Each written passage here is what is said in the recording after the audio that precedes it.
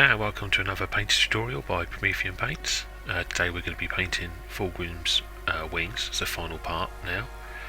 We're going to be using the airbrush quite a lot here. So first we're going to start off with a base coat of Cadian Fleshtone, thinned down with some thinner. You can use water. We're just going to apply small layers of this over the wing. These wings are very fiddly to hold. You could glue them into the backpack and do this all attached to the backpack completely. You just need to be careful. I am able to hold this for a bit, but as you can see, you've got to move it around quite a lot. There's no easy way of doing this, but yeah, just apply the Cadian Fleshtone all over the model. A few thin layers of this. You are covering black, so it's going to take a little bit of time to cover it.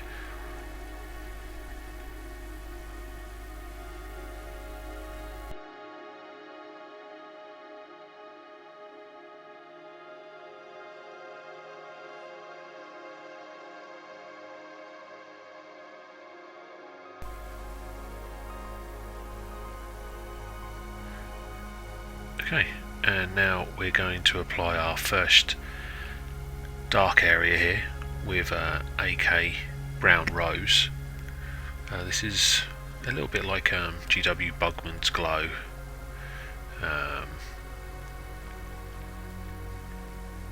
So yeah, apply this via your airbrush, thin it down with some medium, some thinner, and then I apply the Bugmans Glow or the Brown Rose to the bottom two-thirds of the wing. I want the lightest part of the wing to be sort of where his arm is at the top there, and then fading down to very, very dark at the base of the wings where it meets those sort of spines. So yeah, cover about two-thirds of this with the Bugman's Glow or Brown Rose that you're using. Again, thin down, small thin coats, applying it towards the lighter area, so you're darker at the base, lighter at the top.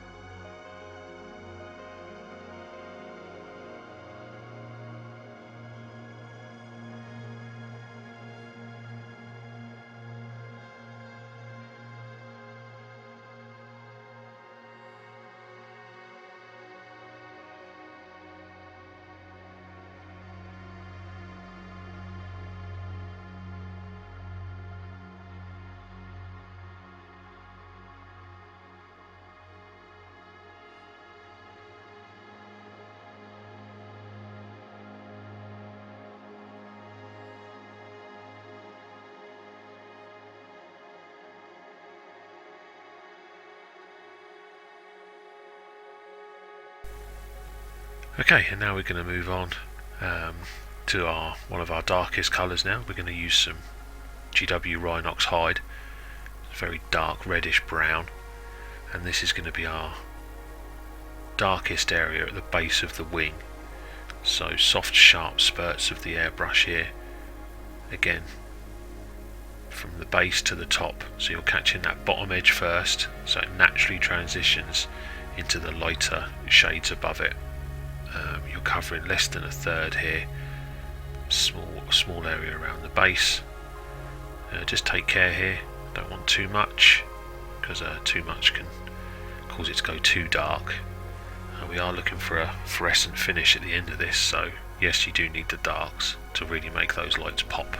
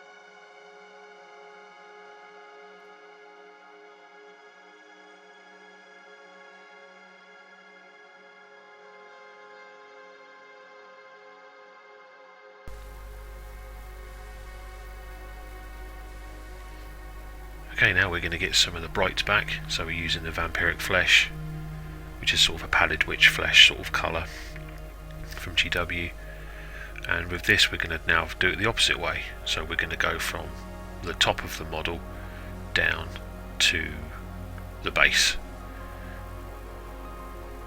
So again, soft sharp spurts with the airbrush, just focusing in on those areas you want to be the brightest, so its arm and the top parts of the wings. Yeah, apologies for the capturing here, they're awkward models to hold along with the airbrush, but as you can see, just soft spurts with the airbrush here. You could dry brush this if you wish to, using the same colours, heavy dry brushes to dry brushing, but I find the airbrush gives just such softer transitions. It's a little bit smoother, a little bit more control with the airbrush.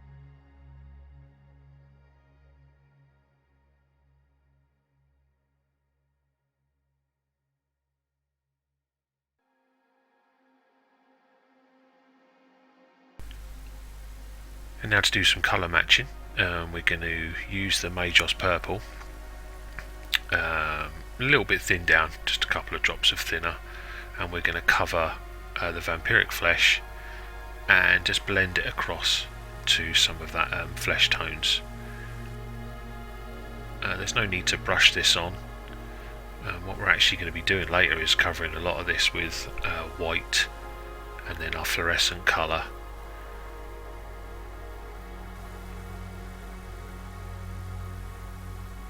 So you don't have to be too careful here. Don't cover too much of the wing with this. Just the Vamperic Flesh areas that you've painted, and transition it ever so slightly across the other flesh tones, a couple of centimetres.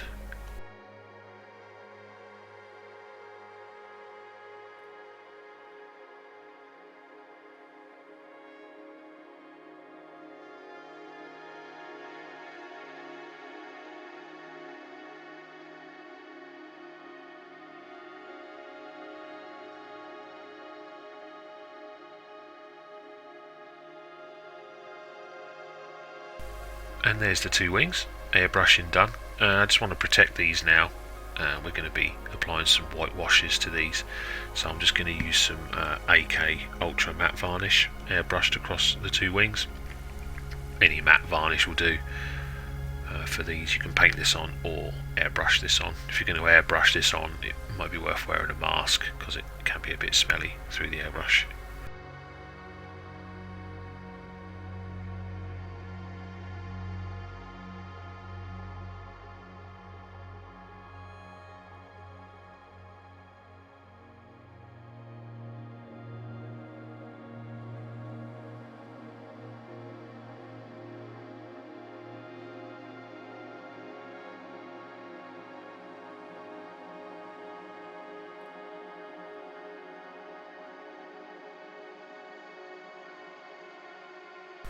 Okay, and now we're back to brushwork. We're going to be dry brushing a lot of the stuff here, and we're going to be using the colours we've just been using. So that's Cadian Fleshtone to bring back some of those raised area highlights. You see I've got two colours there. I've got Cadian Fleshtone and that's Vamperic Flesh, and we're going to start by applying the Cadian Fleshtone across all of the raised areas of the spines. It's really textural, this wing, and it does well for dry brushing actually. You'd have to pick these all out by hand, by fine lining. So I'm going to go over every area here with the Cadian Fleshtone. You also notice the spines, the gold parts of his wings, I've gone in and just painted those Tenebrous Grey. You could go black, but I've gone Tenebrous Grey on these just to bring them back in, and so you can see the shaping of them. We're going to be painting those different colours later on, but for now, yeah, just dry brushing Cadian Fleshtone across all of the raised areas, on all of the wing and all of the flesh.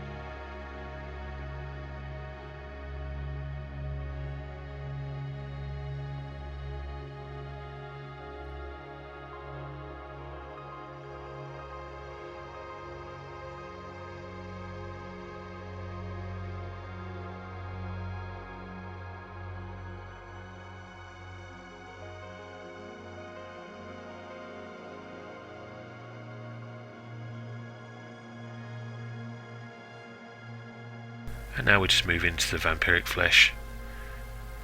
Not as much on the paintbrush now, and this is for the really raised areas and the areas around the arm primarily. Get those back to that Vamperic Flesh colour, and the very raised areas of the wing towards the tips and the raised spines.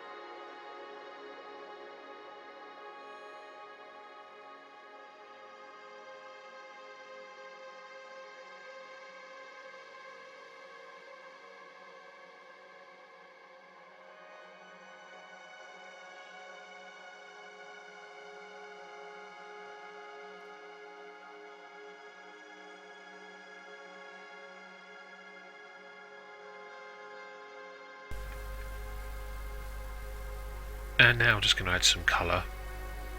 We're going to use some wine red, and I'm just going to edge highlight the spines now with this wine red, so it's very, very dark with a red highlight.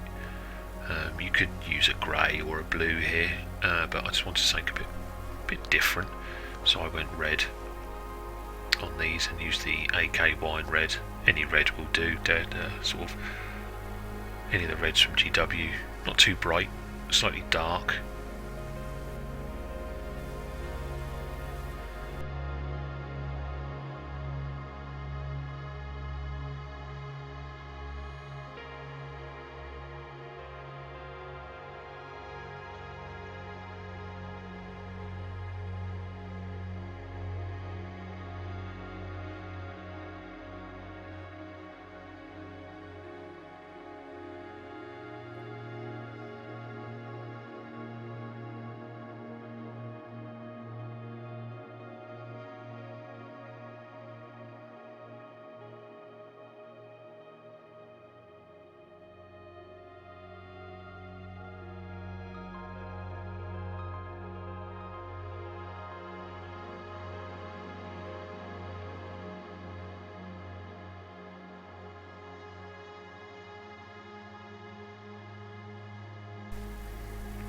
Okay, these next steps are optional. This is how you get the fluorescent look. You could stop now and then just finish the model off, paint the gold areas, as we've done previously in other tutorials. But here I've made a mix. So it's a contrast pot of paint, and it's contrast medium, white ink and water. So that's 1 drop white ink, 3 drops water, 1 drop contrast medium, and all I did was made a big batch of it and then put it into a contrast pot and give it a good shake up, and you've got yourself a nice, very, very white but very pliable contrast paint. And what I'm doing now is I'm getting it straight out of the pot, as you can see, and placing the white on the areas where I want the most intense glow to be coming from. So if you were doing a fire effect, this would be your heat source. So this is the source of his colour, of the pinkness that we're going to be adding. So just add this on the areas you wish to. You can follow along what I'm doing here, the sort of ridges of the spines, the deep recesses. Again, not too much. We don't want too much glow, but enough to make the defined areas really pop.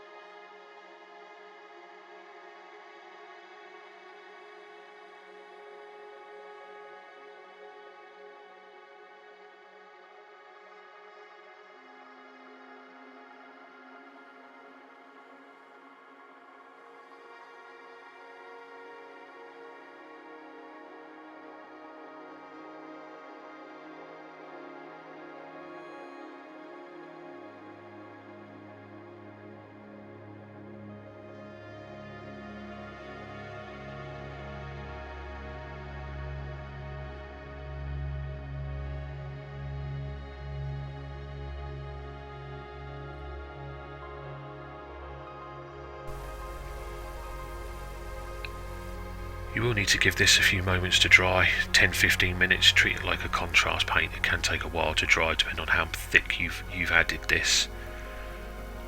But once it's done, we're then going to go back to the airbrush, put the white ink into your airbrush, no dilution, and then very carefully transition the white contrast paint you've just added onto the flesh.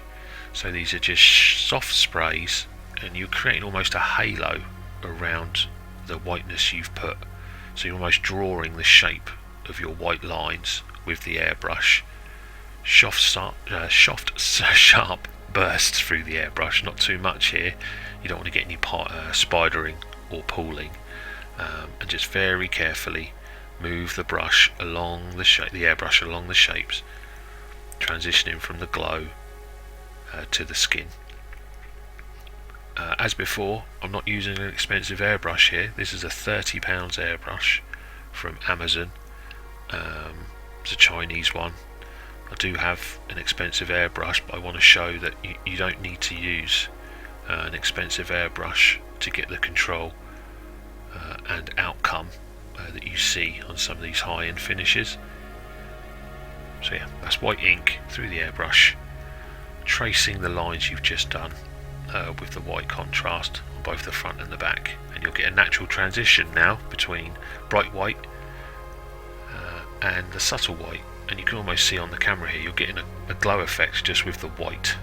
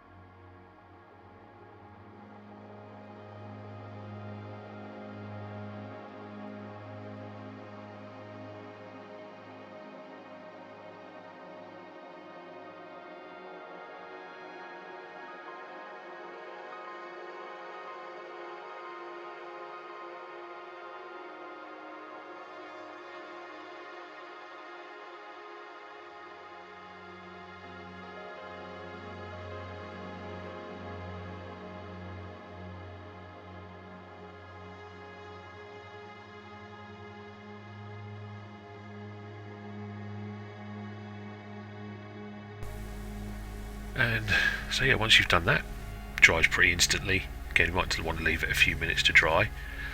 We're now going to move to the magic, and this is Green Stuff World Fluor Rose. You could use AK Magenta on this if you wish to, but I just like this Fluor Rose colour. Give it a good shake. You might need to add a drop of water here, not too much, and then just apply this Fluor Rose, your fluorescent colour, over the white with some transition onto the flesh, not much, but mainly focus on covering the white, and you will instantly get a glowing effect of the pure white being the brightest and your airbrushed white being the not as bright but still bright. And you can see on the camera now it works straight away. There's nothing clever here, no extra steps. This is it. We've got one final step after this, which is again optional, just to get some real brightness in. So yeah, take your time, cover all the white up with your fluorescent colour.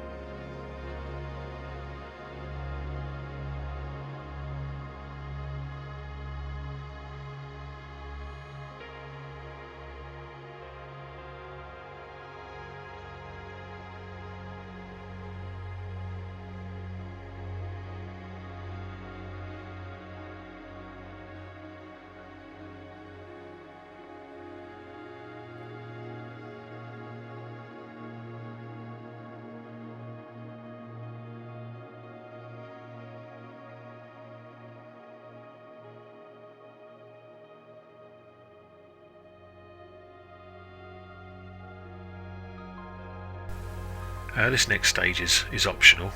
I'm using fluorescent violet here through the airbrush, and I'm just going to hit some of the areas I just wanted to dull back a little bit towards the centre of the highlighted areas. Just pulls it back, adds a little darker but still bright area.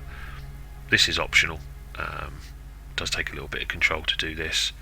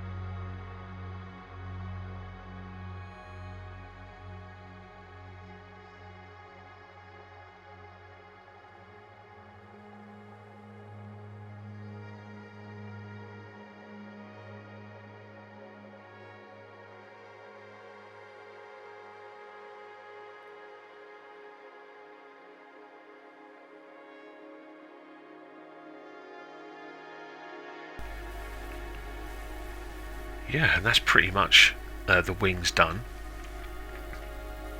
This very final stage again is optional, as I mentioned. As I say, I'll just place these down here on the table just to show you 3 or 4 quick steps, and you've got extremely bright wings. So this final step uses an enamel paint. You can get these in various colours. They're AK Wargame Enamel Liquid Pigment. This is the Pink Fleur one. Give it a really good shake. It is an oil-based paint, so use a very old brush. These are extremely bright when they dry. They don't look bright when you apply them to the model, but give them 10-15 minutes to start drying and they are become extremely bright. So you need to be very careful with this. Just apply it to the areas you want to have the most glow, and only choose 1, 2 or 3 spots across the wing where you want to apply this, otherwise it becomes too much. Everything becomes bright and therefore nothing is bright. So yeah, this is optional, but if you've got some, use it. You can get this stuff in all the Fleur colours. The yellow and the orange are really good. We'll use those in other tutorials, but yeah, just small bits of this across the wings, not too much. Use an old brush, one that you don't mind throwing away, or you can clean it with white spirits, but don't use your finest brushes on this, but a small brush.